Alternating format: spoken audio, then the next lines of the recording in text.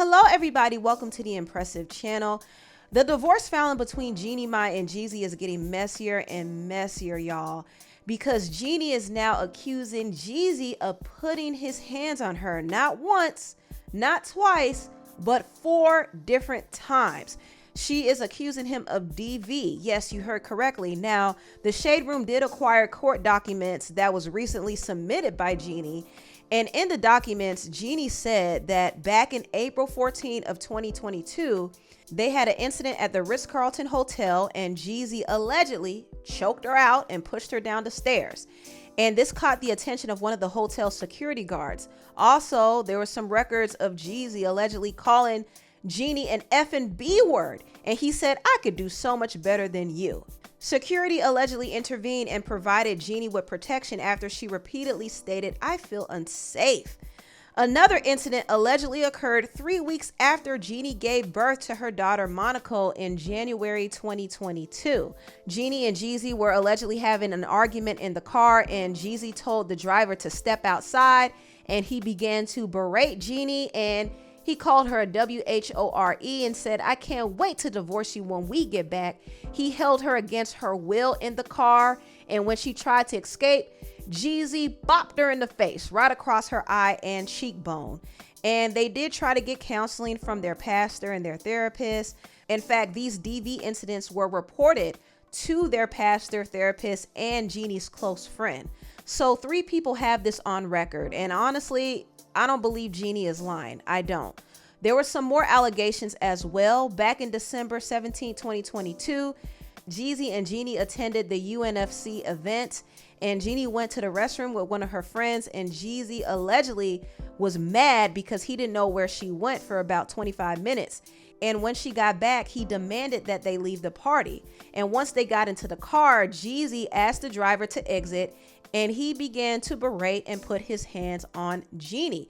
She said that she tried to exit the car 2 times, but he grabbed the neckline of her dress and tore it, and he kind of put his fingernails in her skin.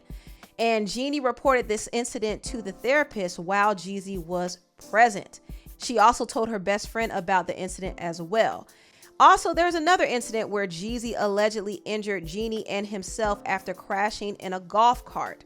Now, Jeezy did give an exclusive to the Jasmine brand, and he vehemently denies Jeannie's claims. He first put out a statement saying this: "The allegations are not only false, but also deeply disturbing, especially coming from someone I loved.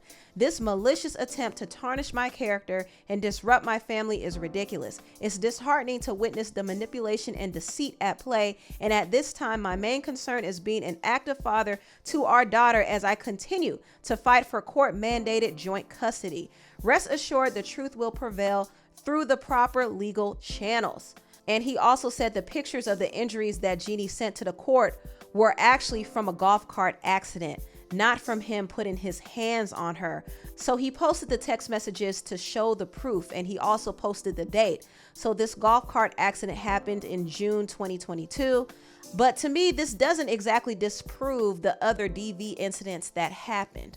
Jeannie seems to have evidence to back up her claims. For one, you have 3 other people who can attest to these DV incidents, including her pastor, her therapist, and one of her close friends. Not only that, there was also a report that was filed from the incident that happened at the Ritz Carlton. And this report was filed from the security guard who actually was told about the incident from a lounge server who witnessed what happened. And I'm going to read the report. It said LP Base received a call in regards to a domestic dispute in the lounge bar at approximately 22:21, which is 10:21 p.m. at night.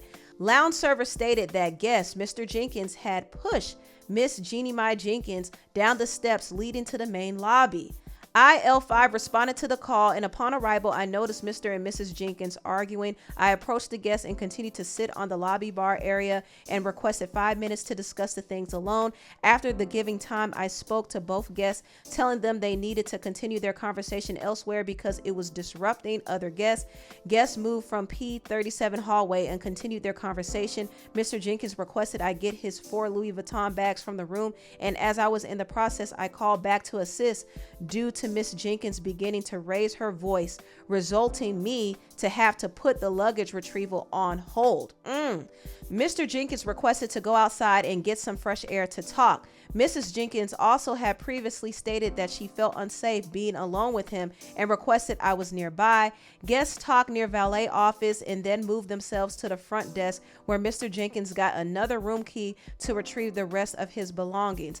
Mr. Jenkins continued to try to press the issue of wanting to converse with his wife, but due to Mrs. Jenkins' comment stating that she was done talking, I told Mr. Jenkins he needed to willingly walk away from the situation or I was going to have to call the police. Both guests went up to the room, but Mrs. Jenkins requested I came along because she still felt unsafe being with him by herself and wanted me to make sure she came out the room unharmed. I escorted both guests and they continued their conversation in the room. Mr. Jenkins wanted me to wait outside, but I stated I could not due to his wife's fear of her safety. After their conflict, Mr. Jenkins made me aware that he was getting another room and to have his personal belongings, which were previously retrieved, ready in the front desk for when he came down to pick up his new room key.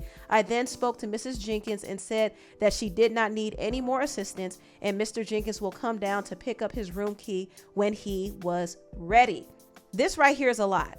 This right here is a lot, and this doesn't look good for Jeezy. I'm gonna tell you that right now.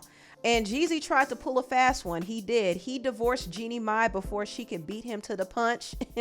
And he kind of made it seem like something was off with Jeannie. He insinuated that he was cheated on and lied to. And a lot of us felt like he was talking about Jeannie Mai. And I will admit, at first, I didn't give Jeannie as much grace because I thought she played a part in their split because she talked about her own anger issues. And I thought to myself, that doesn't sound good, because if she has an anger problem, I know Jeezy wouldn't want to put up with that. For example, I have a really hot temper. I didn't notice that I had a hot temper until I got with Jeezy. And here's a person who is my equal and I really respect. And when I would spew some of my old habits, and he was like, like, who? That's not flying here. And also, it would trigger him to come back at me with things where I was like, who the f do you think you are? But I was triggering him. So you see, Jeannie admitted to triggering Jeezy and antagonizing him at times, but this doesn't give Jeezy an excuse to put his hands on her either. Two wrongs don't make a right, and Jeannie is not the only one who has a temper. I mean, obviously Jeezy has a temper too, and he was arrested one time for roughing up his teenage son back in the day. So he's not innocent either. They both contributed to the toxicity in their marriage. However, Jeezy took it too far by being physically aggressive with Jeannie. And that's a no-no. There's no excuse for that. He's wrong.